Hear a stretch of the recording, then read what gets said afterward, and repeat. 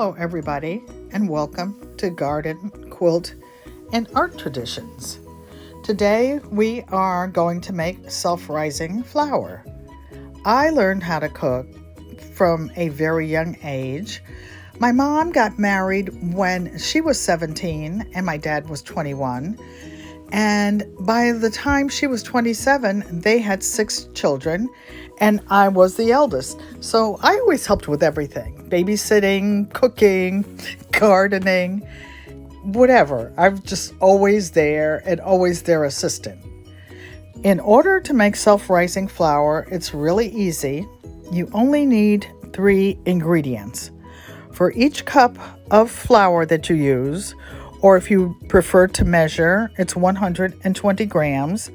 You need 1 1/2 teaspoons of baking powder and 1/4 teaspoon of salt.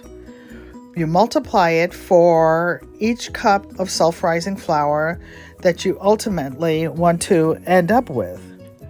I like to sift my ingredients, or you can use a whisk. You mix all the ingredients well so that the baking powder and salt are evenly distributed with the flour. You can store it in a plastic container, you can use it as needed, or you can gift it to others. It's hard to find self-rising flours in the store anymore.